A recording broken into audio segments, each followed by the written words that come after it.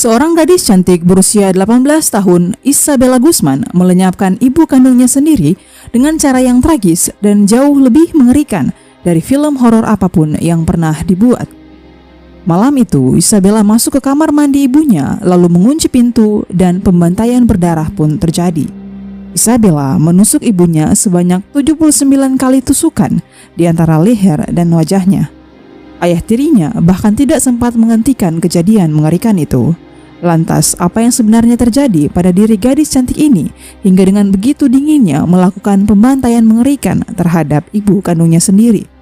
Bahkan di persidangannya, ia tampak tidak merasa bersalah, malah melemparkan senyuman kepada wartawan yang membuat kasusnya viral di TikTok. Mari kita simak.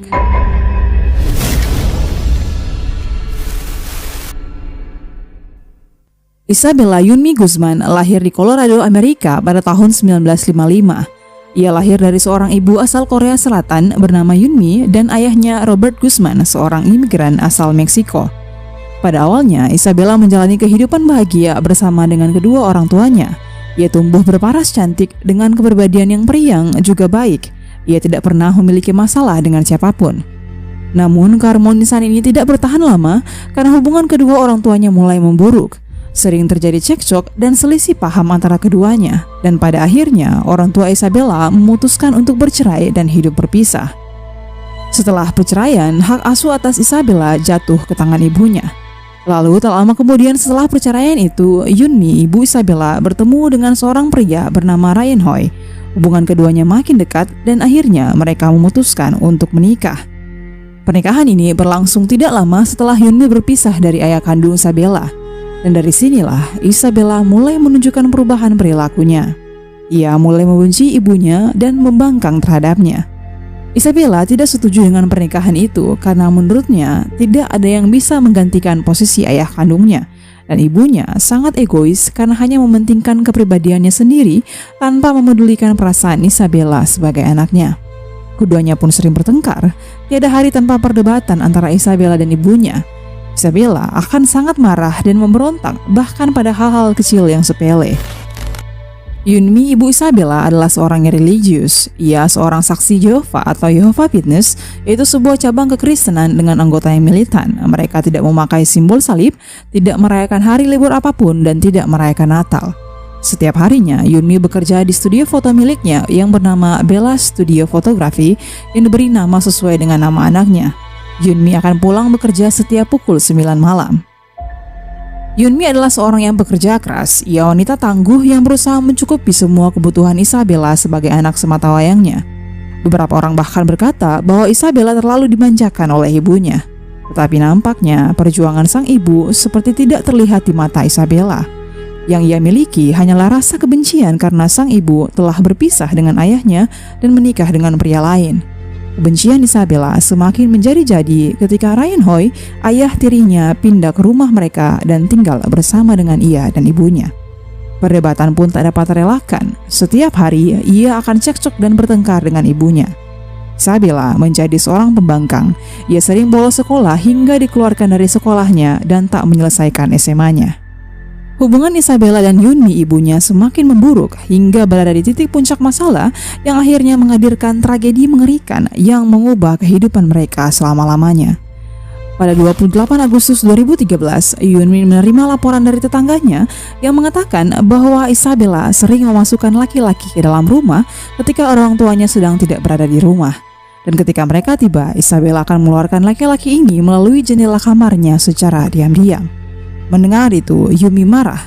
Ia adalah seorang Jehovah's Witness yang taat. Tentunya ia tidak mengizinkan Isabella berpacaran, apalagi dengan cara yang liar seperti itu. Yunmi lalu kembali ke rumah dan menegur Isabella. Awalnya teguran Yunmi dilakukan dengan baik, namun karena Isabella adalah sosok membangkang, ia melawan ibunya, berteriak, membentak, bahkan meludahi wajah ibunya. Tak bisa dibayangkan kesedihan dan kekecewaan yang dirasakan ibunya mendapat perlakuan yang demikian dari anak kandungnya sendiri.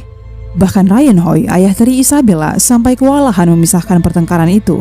Ia akhirnya memilih untuk menyerah karena Isabella juga berteriak dan memaki dirinya. Keesokan harinya, pada tanggal 29 Agustus 2013, ketika Yoonmi sedang berada di tempat kerjanya, ia mendapatkan sebuah email dari Isabella yang berisi, "You will pay," atau "Kau akan mendapatkan balasannya." Mendapatkan email itu, Yoonmi menjadi sangat ketakutan. Ia telah hidup bertahun-tahun dengan Isabella, jadi ia mengetahui karakter anaknya yang kejam dan nekat juga tak kenal takut. Maka dari itu, Yoonmi menghubungi polisi untuk melaporkan Isabella dan juga menghubungi ayah kandung Isabella, Robert Guzman, meminta bantuan agar Robert mungkin bisa menegur dan melembutkan hati anaknya. Setelah itu, polisi yang mendapatkan laporan segera pergi ke rumah Isabella sambil Yoonmi tetap menunggu di kantor polisi karena ia takut bertemu dengan Isabella. Polisi lalu akhirnya menemui Isabella dan memberinya peringatan untuk tidak bertindak gegabah dan harus lebih menghormati orang tuanya. Saat itu, menurut polisi, Isabella hanya berdiri diam, menatap matanya dingin dan tak berkomentar apapun. Setelah itu, Yoonmi merasa jauh lebih tenang karena mantan suaminya Robert juga berkata bahwa ia telah menegur Isabella dengan baik-baik. Ia telah menasihati Isabella dan menurutnya Isabella sudah tidak akan marah lagi kepada ibunya. Merasa mulai tenang, Yoonmi pun kembali ke rumahnya. Ia masuk memberikan satu kantong titipan McD kepada suaminya Ryan Hoy yang sedang duduk di ruang tamu, lalu berkata bahwa ia gerah dan hendak mandi. Yoonmi lalu berjalan naik ke lantai atas dan menuju kamar mandinya. Tak lama kemudian, begitu Yoonmi masuk ke kamar mandi, Ryan mendengar suara ribut diiringi teriakan istrinya. Ia bergegas naik ke lantai atas dan bergegas ke kamar mandi, tetapi pintunya ditutup oleh Isabella. Ryan menggedor-gedor pintu dan berteriak, tetapi tak dibukakan Isabella.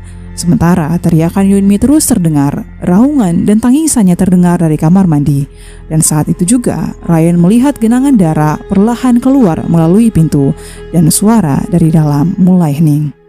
Tak lama kemudian, Isabella membuka pintu. Ia keluar dengan sebuah pisau di tangannya, berjalan lurus menatap Ryan Hoy dengan tatapan tajam. Segera, Ryan Hoy menelpon polisi dan Isabella melarikan diri dari rumahnya dengan baju berlumuran darah dan pisau di tangannya.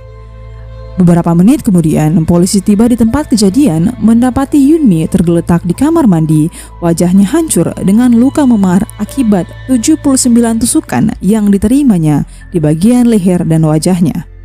Yoonmi dinyatakan meninggal dunia pada pukul 10.38 malam itu. Sementara Isabella berhasil kabur. Ia menuju ke sebuah minimarket yang tak jauh dari rumahnya. Di sana ia membersihkan tubuhnya, bahkan mengeramas rambutnya dengan berkata kepada petugas minimarket bahwa ia baru saja diperkosa dan memohon kepada pria tersebut untuk tidak melaporkannya kepada polisi. Dan setelah 16 jam dinyatakan sebagai buron, Isabella akhirnya berhasil ditangkap oleh pihak kepolisian. Mendengar kabar itu, Robert Guzman, ayah kandung Isabella, merasa sangat syok. Ia baru saja kehilangan mantan istrinya dan yang menjadi pelakunya adalah anaknya sendiri, anak perempuan yang baru saja ia nasihati. Kemudian, tanpa berlama-lama, persidangan Isabella dilangsungkan pada tanggal 30 Agustus 2013. Hakim mengadilinya atas tuduhan pelenyapan tragis terhadap ibunya sendiri. Isabella, gadis cantik itu, memasuki ruang persidangan tanpa adanya rasa bersalah yang nampak di wajahnya. Ia bahkan duduk tersenyum manis kepada wartawan dan melemparkan senyuman berkali-kali, seolah apa yang telah dilakukannya bukanlah suatu tindakan mengerikan. Pada persidangan, polisi menyerahkan bukti yang ditemukan di TKP berupa sebuah tongkat baseball yang terletak di samping mayat Yoonmi, ibunya, yang tampaknya digunakan Isabella sebelum atau sesudah ia melenyapkan ibunya, juga sebuah pisau yang digunakan Isabella. Begitu hakim menanyakan kepadanya apa motifnya melakukan tindakan mengerikan itu kepada ibunya, Isabella menjawab bahwa sebenarnya Yoonmi bukanlah ibu kandungnya. Ibu kandungnya adalah wanita bernama Cecilia, yaitu sosok wanita yang suaranya selalu menemaninya dari ia kecil hingga sekarang. Lanjutnya, suara itu yang memerintahkannya untuk melenyapkan Yoonmi dengan maksud agar ia bisa menyelamatkan dunia. Berdasarkan pengakuan tersebut, dilakukan serangkaian pemeriksaan kejiwaan terhadap Isabella, dan dokter yang memeriksanya mengatakan bahwa Isabella menderita paranoid skizofrenia, yaitu gangguan kejiwaan di mana pasiennya tidak bisa membedakan antara halusinasi dan kehidupan nyata. Dan berdasarkan hasil tersebut, Isabella Guzman dinyatakan tidak bersalah. Isabella menderita penyakit mental dan tidak bisa dihukum. Ia lalu dikirimkan ke rumah sakit jiwa di Pusat Kesehatan Mental Colorado untuk menjalankan pengobatan hingga batas waktu yang tidak ditentukan. Dan pada 2021 kemarin, Isabella membuat pernyataan bahwa dirinya sudah tidak lagi berbahaya. Ia bukanlah dirinya yang dulu lagi karena kini ia telah sembuh dan telah sadar secara total.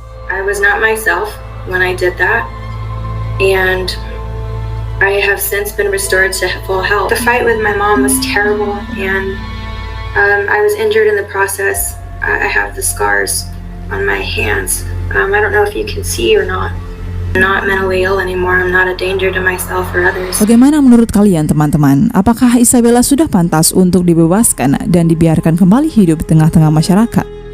Banyak orang juga beberapa ahli berpendapat bahwa Isabella tidak merasakan dirinya bersalah atas kejadian itu. Jika menurut pemeriksaan, ia dinyatakan mengidap skizofrenia, yaitu penyakit kejiwaan yang tidak bisa membedakan halusinasi dan kenyataan, juga tidak bisa membedakan benar atau salah. Lantas mengapa ia mengunci pintu kamar mandi di saat ia melakukan tindakan keji itu? Dalam persidangannya juga bisa dilihat bagaimana ia melontarkan senyuman berkali-kali tanpa merasa bersalah dan menyesal atas perbuatan terhadap ibunya, yang karena hal tersebut membuat kasusnya yang sudah 8 tahun berlalu kembali viral di TikTok. Seiring dengan lagu Ava Max yang berjudul Sweet But Psycho, di mana liriknya menyatakan bahwa tidak apa-apa untuk menjadi psycho ketika dirimu cantik. Tren TikTok dengan mudahnya menyebar hanya dalam waktu 1 malam. Tetapi, apakah kita semua akan melupakan pembantaian mengerikan yang ia lakukan kepada ibunya hanya karena ia cantik walau ia seorang psycho? Beberapa pengamat juga berpendapat bahwa Isabella belum sembuh secara total. Dari pernyataan pada video tersebut, Isabella memusatkan pernyataannya terhadap dirinya sendiri, yaitu luka di tangannya yang didapatkannya karena melawan ibunya pada saat kejadian itu, di samping mengungkapkan rasa bersalah dan penyesalan terhadap ibu kandungnya. Pengamat mengatakan bahwa bekas luka di tangan Isabella bukanlah bekas luka akibat perkelahian dengan ibunya, melainkan karena tangannya yang terpeleset dan mengenai bilah pisau saat melakukan penusukan itu. Luka seperti itu didapatkan akibat genggaman tangan yang terpeleset saat memegang gagang pisau karena darah yang terpencar membuat gagang pisau menjadi licin, apalagi dengan tusukan membabi buta yang dilakukan Isabella. Orang-orang seperti Isabella tidak akan bisa disembuhkan.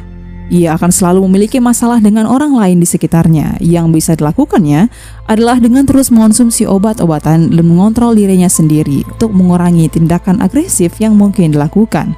Jelas bahwa Isabella akan terus berbahaya bagi masyarakat umum. Penyakit mental bukanlah suatu excuse atau suatu pembelaan. Banyak orang menderita skizofrenia bahkan ketika mereka sendiri tidak menyadarinya, tetapi mereka tidak melenyapkan ayah, ibu, keluarganya, atau siapapun. Banyak anak dibesarkan dari keluarga broken home, ibu dan ayahnya berpisah, bahkan dirinya mendapatkan kekerasan tapi ia tidak menghabisi siapapun. Mental illness bukanlah suatu alasan. Ia berusia 18 tahun pada saat kejadian dan berusia 26 tahun di 2021 ketika ia membuat pernyataan tersebut. Ia wanita dewasa yang jelas tahu apa yang ia lakukan, walau menurutnya ia sudah sembuh. Lantas di mana rasa penyesalannya? Menurut komentar salah satu pengamat di TikTok pada video viral Isabella. Isabella kini masih menjalani pengobatannya di Rumah Sakit Jiwa Colorado. Dan bagaimana menurut kalian sendiri teman-teman? Apakah perbuatan Isabella bisa dimaafkan hanya karena ia seorang psycho dan ia cantik? Apakah ia sudah bisa hidup di tengah masyarakat umum? Bahkan ketika pada ibu kandungnya sendiri, ia bisa memaki, meludah, menendang, bahkan menusuknya sebanyak 79 kali. Silahkan berikan pendapat teman-teman di kolom komentar di bawah ini dan see you on the next video.